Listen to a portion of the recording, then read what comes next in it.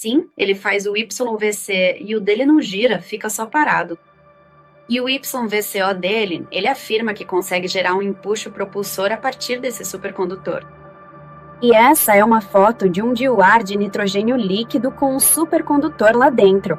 E ele, aciona ou dispara o emissor e o diuar basicamente explode por causa de alguma força que é gerada.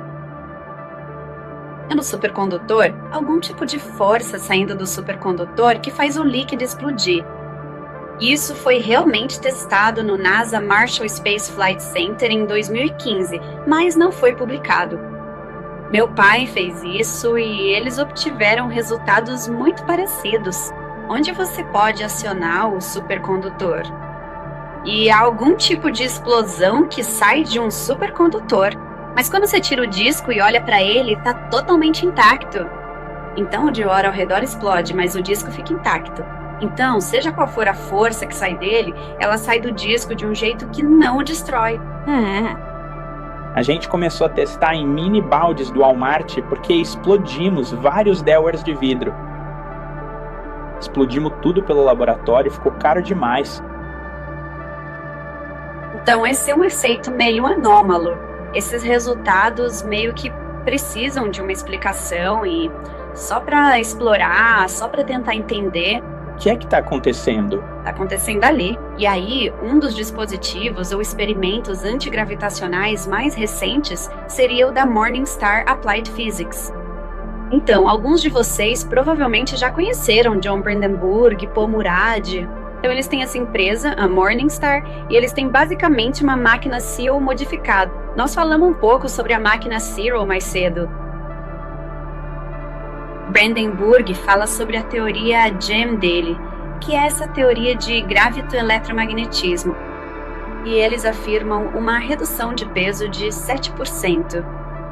Então, é isso aqui. Você pode ver, é muito parecido com o gerador Zero que vimos anteriormente. É sobre os roletes que giram magneticamente e tudo mais. Mas eles também meio que... A diferença desse aqui é que tem, na verdade, um fluido ferromagnético dentro do disco central.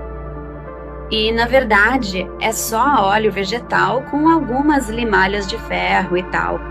Mas então, eles estão divulgando uma redução de peso de 7% e meio que o boato é que eles estariam alegando em particular agora uma redução de peso de 20%. Mas não tenho tanta certeza de que eles realmente estão conseguindo isso. Então, tem, claro, os mais conhecidos, como a Boeing Phantom Works. Essa pesquisa sobre gravidade para propulsão avançada, ou o programa GRASP, já existe provavelmente há um tempo, mas eles admitiram isso publicamente em 2014. Foi quando eles meio que admitiram que tinham esse programa.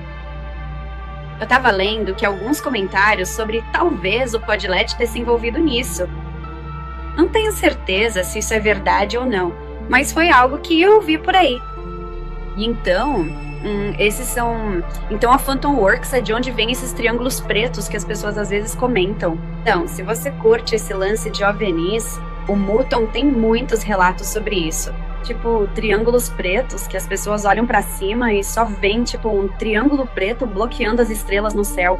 Tem muitos relatos de coisas assim. E isso, supostamente, é o TR-3B, o triângulo preto. E meio que o boato é que isso é o que chamam de ARB, que seria um veículo de reprodução alienígena, que é tipo feito para parecer um OVNI, mas na verdade não é. Isso realmente vem daí? E o mecanismo pode se assemelhar a um gerador terrestre, embora seja quase impossível conseguir informações sobre isso. E aí, claro, você tem as recentes desclassificações. Então, em dezembro de 2017, alguns de vocês talvez saibam que houve uma grande desclassificação de vários documentos diferentes. A maioria deles relacionada ao programa ATIP, Programa Avançado de Identificação de Ameaças Aeroespaciais. E isso foi, se você conhece, tipo a To The Stars Academy, eles fizeram muita divulgação na mídia, em torno das desclassificações. Então, aqui está um exemplo, há dois exemplos de alguns documentos que foram desclassificados. Este é um documento de referência de inteligência de defesa. Este aqui é sobre buracos de minhoca atravessáveis, portais estelares e energia negativa. E este se chama Dobra Espacial, Energia Escura e a Manipulação de Dimensões Extras. Então, esses são documentos da CIA que foram realmente divulgados. Quem são os autores? Os autores? Tá bem ali, mas eu não consigo ler. O Hal escreveu um deles. De um deles. Hal. Um deles escreveu. Foi o grupo do Hal em Nova York, provavelmente o cientista principal que redigiu a maior parte do material. Hal escreveu vários desses documentos TIRD. Tenho vários deles na página. O Hal escreveu um artigo sobre como, se você pudesse manipular o espaço-tempo, poderia essencialmente cair em qualquer direção que desejasse. Sim. E que isso também afetava o tempo, o que faria de um OVNI. Difícil de ser abatido porque as balas vêm em direção a eles, mas, na prática, eles têm toda a liberdade para fazer algo a respeito dentro da nave. Sim, tudo fala sobre o espaço-tempo se movendo ao redor da nave, então parece que eles estão indo muito rápido, mas para eles, dentro da nave, estão indo em velocidade normal. Então é meio como desviar de balas no Matrix. Quando o ar entra em velocidade hipersônica, ele passa pelo campo temporal. E o ar não parece estar se movendo tão rápido em direção a eles, e é por isso que não há atrito fluido. Pois é. De acordo com o documento que ele escreveu. Sim, então essas coisas são meio interessantes. Tem uns desenhos engraçados e alguns deles são tipo buracos de minhoca e tal. Então, Fuser, qual é o próximo passo para a antigravidade? Analisamos diversos dispositivos diferentes com graus variados de credibilidade. Então, como vamos chegar ao ponto em que tenhamos uma antigravidade credível? Eu tenho uma foto de todos nós aqui porque, já que estamos aqui, é como se estivéssemos mesmo. Em suma. E agora? Precisamos de teorias com hipóteses testáveis. Foi isso que aquele cara do Twitter, Bryce, disse, né? No prêmio Batsi. Ele estava dizendo algo como: ei, estamos nos precipitando um pouco aqui. Precisamos de uma boa teoria para que possamos testá-la e ver se está certa ou não. Então, realmente precisamos focar na gravidade quantizada. Isso existe mesmo ou não? E descobrir a teoria e depois construir alguma coisa. Acreditamos que é preciso pesquisa financiada de forma independente, porque quando você está em uma universidade ou instituição acadêmica e você quer trabalhar com esse tipo de coisa, e eles dizem: ah não, isso é coisa de margem, você não pode fazer isso. Ou você tem um resultado que quer publicar, e eles dizem: ah não, isso é loucura. E isso acaba suprimindo muitas publicações que talvez estejam corretas, mas são mal vistas. Então os professores ficam com medo de publicar. Mas se você tem uma instituição de pesquisa financiada de forma privada, pode estudar o que quiser. Talvez você nem precise se preocupar com estabilidade no emprego. Outra coisa é que resultados promissores sempre parecem desaparecer. Tipo, é possível construir uma antena capaz de receber frequências com comprimentos de onda entre 10 e menos 29 metros? Sim, essas frequências existem. Com uma antena e um retificador, teremos muita corrente contínua. Sim, seria a gravidade de alta frequência. Tá sendo? O quê? Por alta frequência? Sim, não falo só de algo extremamente alto como raios gama ou semelhante. Sim. Mas, com certeza, vamos ter alguma coisa para ter. Bem, se você conhece o Ray Chow, ele fala bastante sobre transdutores de ondas gravitacionais usando supercondutores basicamente como uma antena de gravidade. Supercondutores? São nanômetros. Estamos falando de endossuperfície, distância, moléculas e núcleo. Elétron e núcleo. Nós não fazemos isso. Nós descemos pela antena. De onde vem a energia que mantém os elétrons girando em torno do núcleo? Sem diminuir o ritmo em momento algum. São aqueles que têm energia. São esses elementos que, de alguma forma, retificam as frequências provenientes do espaço sideral e fornecem a energia necessária para a propulsão. Agora, alguns desses elétrons estão sempre girando. E o que acontece? Você pode dar um nome ao elemento. Ele é composto exclusivamente pelo seu núcleo central e não apresenta absolutamente nenhum elétron orbitando em movimento ao seu redor. Você pode citar alguns? Outros elementos no sistema? Bem, isso seria apenas um próton. Bem, um nêutron se desintegraria em 11 minutos, eu acho. Cada átomo, cada elemento que temos hoje contém um núcleo e pelo menos um elétron girando ao seu redor. Se consegue nomear um elemento que não possua elétrons orbitando ao seu redor? O elétron não tem nenhum elétron girando ao seu redor, mas tem. Qual o peso de um objeto por centímetro cúbico? Qual o seu peso? Correto. 1.800 vezes o peso de um elétron. Ou Um elétron, assim como um átomo ou molécula típica, está repleto de espaço livre. certo. Ora, se não houver espaço livre, tudo colapsa no núcleo. Quanto custa um caminhos por centímetro cúbico ou polegada cúbica? Centenas e centenas de línguas, e isso se chama buraco negro. Então, se você quer que alguém investigue essas ciências exóticas, venha depois. Você vê esses sinais no texto. Frequências e comprimentos de onda muito, muito altos, de 10 a menos 20. E isso é Pedra de granito. entrada. Não existe ainda. É mais difícil que ser negativo. Não sei. Isso é uma retificação. Sim. Bem, eles têm, tipo, aquele espaço totalmente aberto, né? Não, isso é para ímãs permanentes. Ah, sim. Ímãs permanentes, nada pior do que um retificador da equação. Frequências extremamente altas. Sim. E agora isso. Porque isso o ativa como uma corrente circular ao seu redor. E a corrente circular, na verdade, causa uma resistência energética. Agora, se você está procurando por ciência exótica, por que não me procura? Vou começar a pesquisar sobre isso. Você também pode vir conversar comigo sobre isso. Sim. Sabe algo do James Woodward? Woodward? Dead Markings. Você deve esticar o braço para conseguir pegar o objeto que está bem ali na sua frente agora. Isto. Jake trabalha com Mandeira. Jake Woodward? Sim, então esse é Ted Martin, o cara zen. E sim, eu o conheci em setembro. Na verdade, em Estes Park. Era uma conferência de confraternização. Tony, John Cole e eu estavam lá. E ele é um cara legal. Aquela era tipo a conferência pessoal dele, onde basicamente estavam os grupos que trabalham com ele. E também os grupos que tentam refutá-lo. Foi até engraçado, na verdade, porque eram os grupos que tentavam provar que ele estava certo. E depois tinham os grupos que tentavam provar que ele estava errado. E era uma conferência apenas para cerca de 40 ou 50 pessoas que se enquadravam nessa categoria.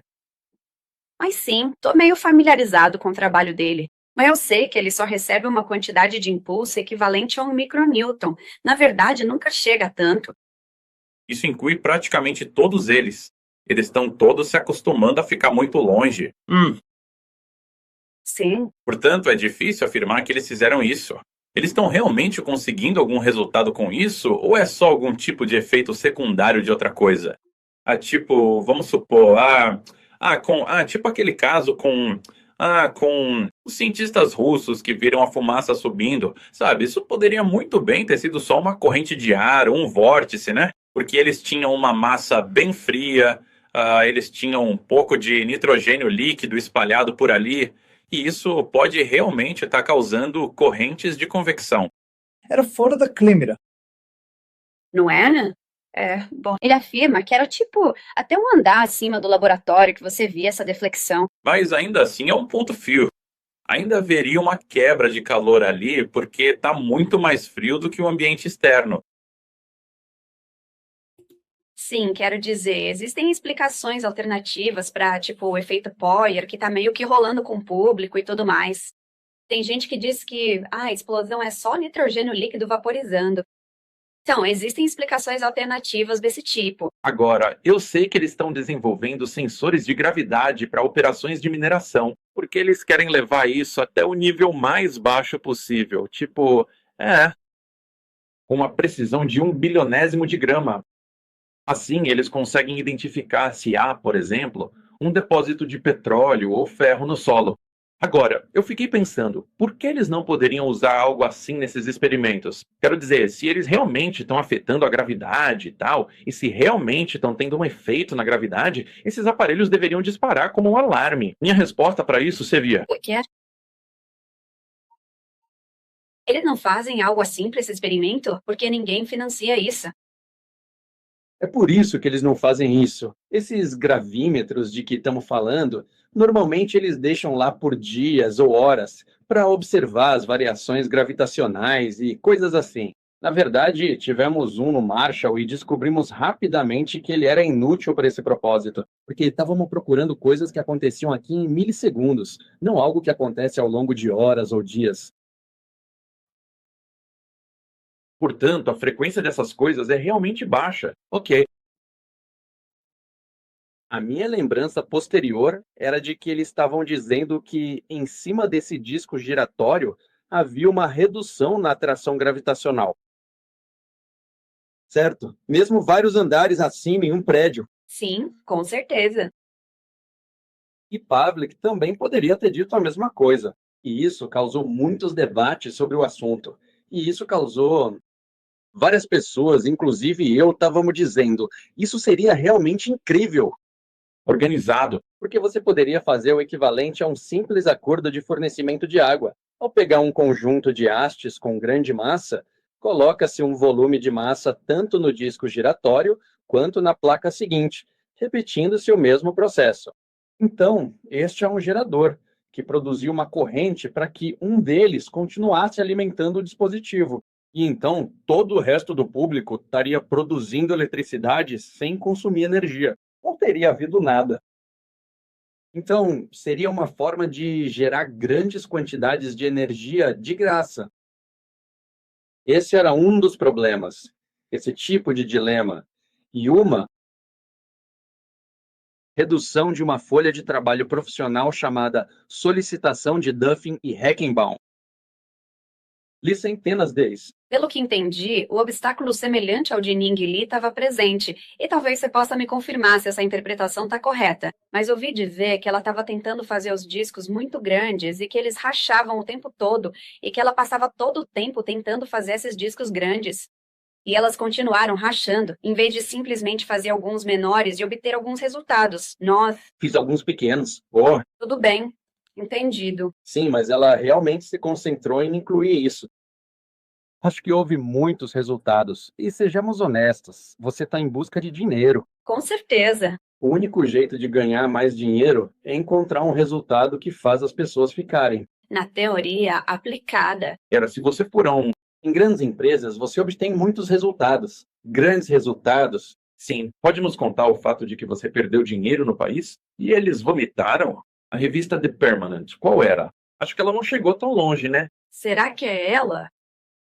Quer dizer, ela relatou que estava observando uma certa porcentagem de redução. Sim, viu? Não, de jeito nenhum. Acho que ela chegou a relatar algo sobre seu começo. Uma perda de peso significativa. Ela acabou de publicar aquele artigo e sugeriu que deveria ser sobre gordura, mesmo deixando de pé. Apesar de tudo isso, ele divulgou uma perda de peso de 2%. Sven, E aí eu provavelmente teria dito a eles que uma era do jornal, mas tenho quase certeza de que era de livro, exatamente. Mecanismo. antes de adicionar um pequeno acelerômetro a isso, você se lembra de como Podletnikov mediu essa força? Bem, houve 2 experimentos de Podletnikov. O primeiro era um disco giratório. Sim. O segundo foi o experimento elétrico impulsivo, que produziu ou teria produzido uma onda gravitacional colimada. Isso seria, tipo, perturbaria uma bola de borracha pendurada em um barbante no vácuo, e você poderia levá-la até o prédio ao lado, do outro lado da rua, que ainda assim ela seria perturbada. Enfim, foi isso que disseram, embora nunca tenham mostrado um filme disso. Eles faziam isso no Instituto de Moscou. Foi isso que ele fez depois que saiu de Tampere, na Finlândia, e foi para Moscou. E então publicou esse artigo com esse Instituto muito impressionante. Não lembro o nome exato. Eles chamam de Instituto de Moscou. É um instituto de materiais, algo assim. Enfim, eles usaram um grande banco de megavolts-marks, uma câmera. Então, não sei se esse experimento foi replicado por alguém. Eu, Acho que Boyer tem as medições mais quantitativas, em termos de números reais, em vez de apenas observar a deflexão física e ver com os próprios olhos. Depois, fizemos um pequeno experimento novamente antes disso. Sim, mas não eram 2 camadas. Por que demos tudo isso? Ele não viu nada. Acho que ele não usou as voltagens que eu gostaria de usar. sim, o hall de entrada também estava consumindo cerca de 2 kV. Sim, portanto, é muito menor. Fintanoff estava usando cerca de 500 mil de volts. Sim, Bem, podemos. O teste do saguão que foi feito na NASA foi isso. A força foi medida com um pequeno pedaço de haste de fibra de vidro que foi mergulhado no vapor de nitrogênio líquido. E tinha um pequeno acelerômetro nele. Então, a vibração que subia pela haste de fibra de vidro registrava a vibração. E você conseguia obter uma medição de força como um empuxo a partir disso. sim, chegamos a mais de 500 Gs, mas nunca reproduzimos as ondas que ele alegou, exceto que realmente flutuamos. Colocamos um segundo supercondutor embaixo do dewar, só que em uma xícara de café. E nós flutuamos um pequeno ímã em cima disso, sabe? Onde você levita um ímã. E quando disparamos o dispositivo Poier, o pequeno ímã, com a teoria de que, se criássemos uma onda gravitacional passando eletricidade por um supercondutor, talvez o inverso também fosse verdadeiro. Se uma onda gravitacional passando pelo supercondutor pudesse produzir uma corrente. Então, se você levita um pequeno ímã só pelo efeito Meissner, bem acima de um supercondutor. Isso acontece porque há uma supercorrente que é gerada pelo campo magnético produzido pelo ímã, que espelha exatamente o campo e faz o ímã ficar próximo. Então pensamos que, talvez, se colocássemos isso embaixo do dewar, bem perto dele, aquilo seria agitado. E isso realmente aconteceu. Quando disparamos, o pequeno ímã saiu voando. Sabe, contamos isso para a gerência, mas nunca vimos as ondas que ele alegou. Agora, quando você faz um experimento com um pulso de energia de 20 mil amperes a 2.000 volts, receber um sinal nunca é um problema. Você tem que blindar tudo e mesmo assim ainda recebe um sinal. Quero dizer, mesmo sem conectar os cabos de entrada no seu osciloscópio, você vai receber um sinal. E ele vai se parecer aproximadamente com a forma de onda da sua corrente. Então, não é uma questão de captar o sinal, é uma questão de captar o sinal certo. Então, quando usamos uma gaiola de Faraday dupla, não reproduzimos os sinais de Fourier. No entanto, vimos uma porção de efeitos realmente estranhos, como o arremesso do ímã e força saindo do disco. Agora, você tira o disco e ele está intacto. E se fosse? Se tivesse sido uma explosão térmica entre as camadas do disco, teria destruído o disco. Mas você tira ele e está impecável. E a gente até conseguiu um filme de 1 milhão de quadros por segundo de uma onda saindo de um dos emissores dele. E essa onda, aparentemente, era o que continuava explodindo nossos recipientes. Ela os espalhava para todo lado. Então, explodimos vários baldes do Walmart. Depois disso, enfim, foi interessante. É algo que, sabe, com o nosso instituto, talvez possamos tentar remediar. Conversamos sobre financiamento, e esse parece ser o argumento comum em tudo isso. Financiamento. Relacionado. Quem está onde? Tem algum dinheiro? Você sabe, você tem conhecimento de algum dinheiro privado que esteja sendo gasto nisso? Ou Sim. alguém está conversando com investidores anjo ou algo do tipo? Deixa eu me explicar tudo para você. Toda essa situação. Então, vocês têm seus orçamentos secretos. É óbvio que isso está bem financiado. E depois você tem o orçamento acadêmico, que é inexistente porque eles o limitam muito. E depois você tem os bilionários aleatórios que têm um processo de pensamento. Certo. E eles ganharam dinheiro fazendo outra coisa. Mas eles estão investindo o seu dinheiro em coisas estranhas, tipo projetos antigravidade, só porque querem ser conhecidos por algo diferente do que lhes deu dinheiro. Então, existem vários, tem um punhado desses bilionários aleatórios por aí que financiam esse tipo de coisa.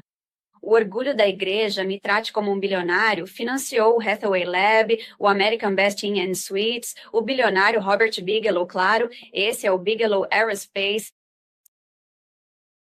Tem alguns outros que eu conheço.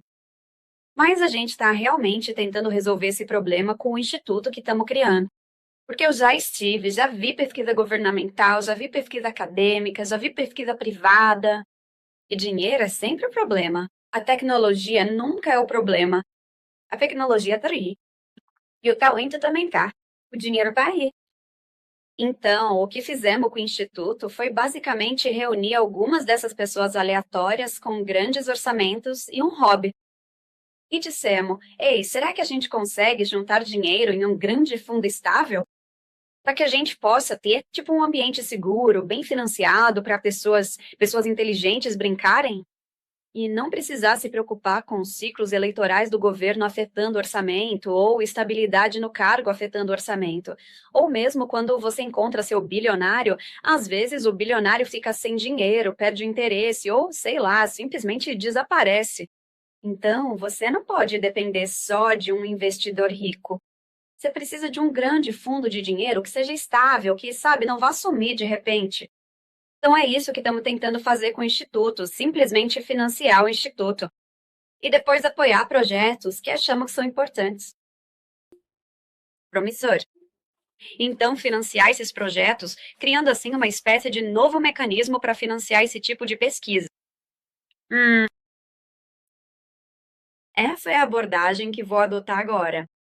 Existe alguma possibilidade, e provavelmente já existiu, de um possível cruzamento entre o mundo das bandeiras e o mundo eliminado? Frequentemente, as coisas transitam do mundo iluminado para a escuridão. Por todo o mundo inteiro. Sim, nós percebemos isso. É vantajoso para o mundo negro manter o mundo iluminado em funcionamento, porque isso serve como terreno fértil para ideias que talvez não existam do mundo negro. Portanto, não é necessariamente vantajoso para eles mantê-lo completamente seguro. E, potencialmente, já que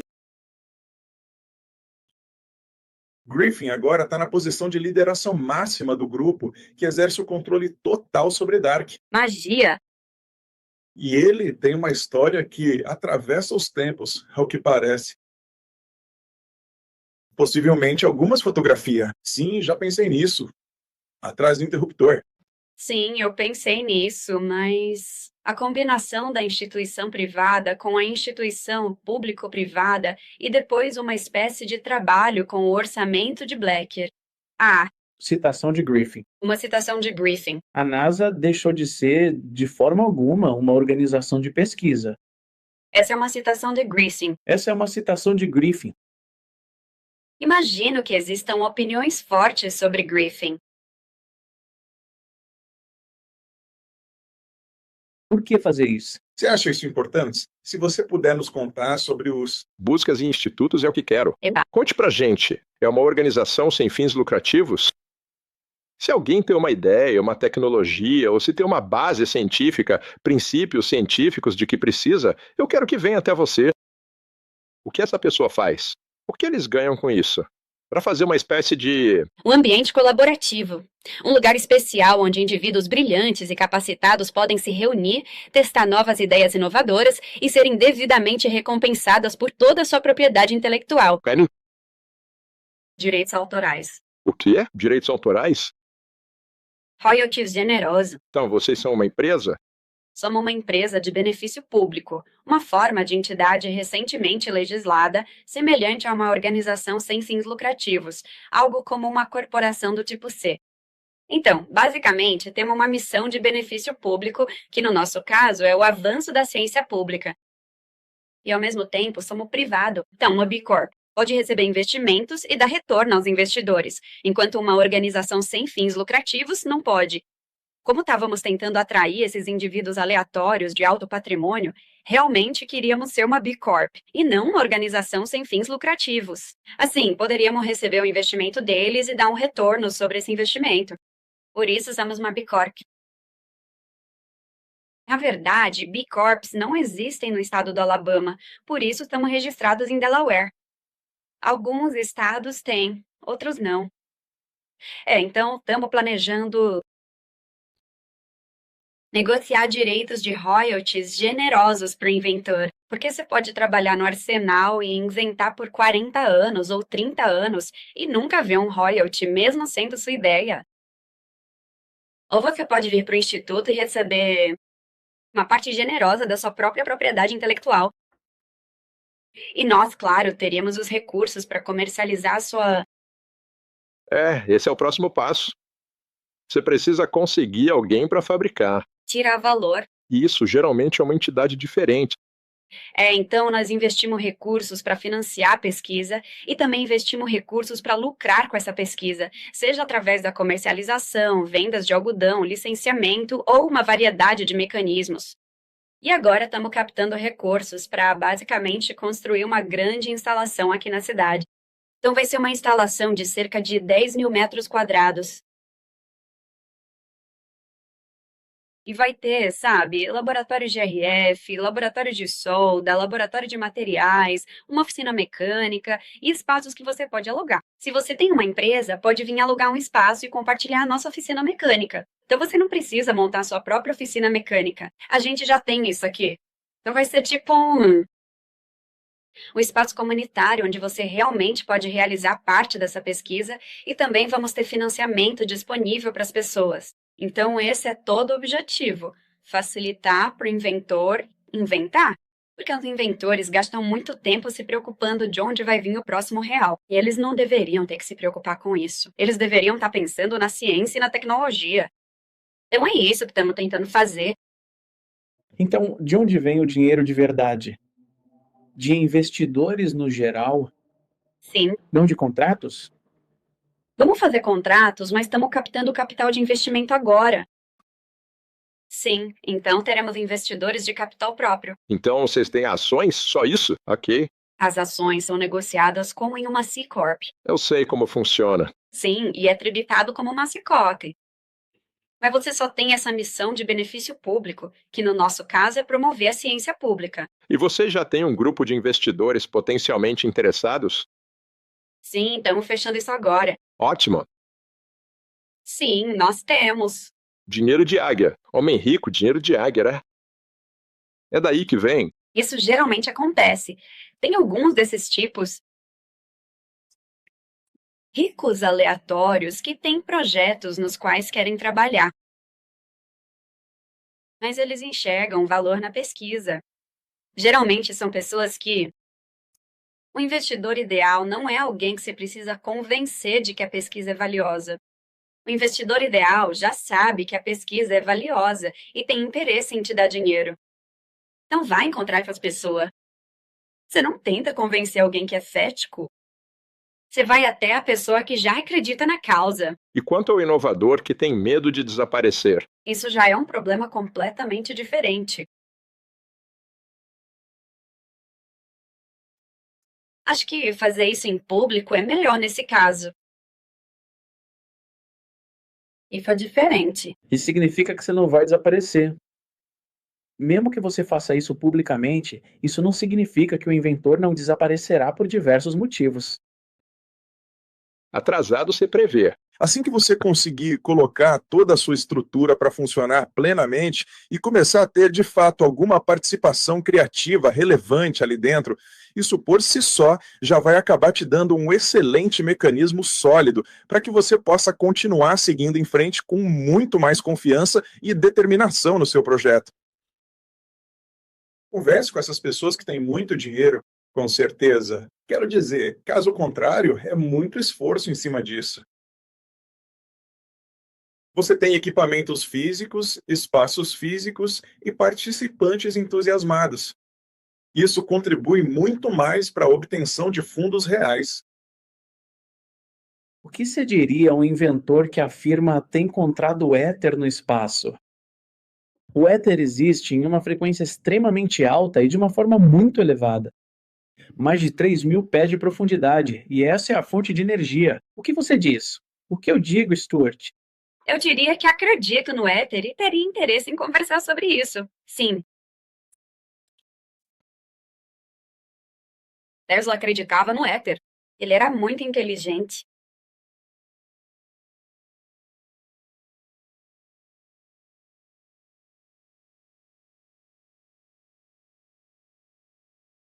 Eu também conheço muitas pessoas assim e tenho interesse em conversar com mais delas. Claro que sim. O espaço possui permissividade, permeabilidade e resistência. Permissividade e permeabilidade, você tem a indutância e a capacitância. Possui características físicas.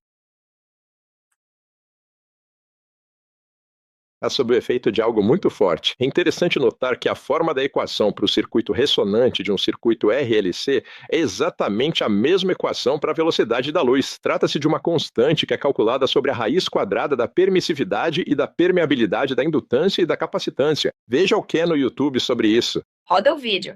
Não sei se algum de vocês já viu os vídeos de um pesquisador chamado Ken Wheeler. Ele fala detalhadamente sobre como é um completo absurdo dizer que o espaço é totalmente vazio, justamente porque o espaço possui propriedades físicas imensuráveis, que é exatamente o que você acabou de dizer agora há pouco. Então, pare para pensar nisso por um momento. Se você me desse o endereço de e-mail ou algo assim, eu te envio um pouco disso. Ok. Porque ele está falando exatamente sobre o que você está falando. E eu vou ao jantar depois do evento. Vou jantar depois. Pode nos apresentar? Vou pegar. Esta é a nossa apresentação. Sim, pode enviar. Eu vou colocar, Mano, obrigado. mas acho que, por enquanto, vou servir.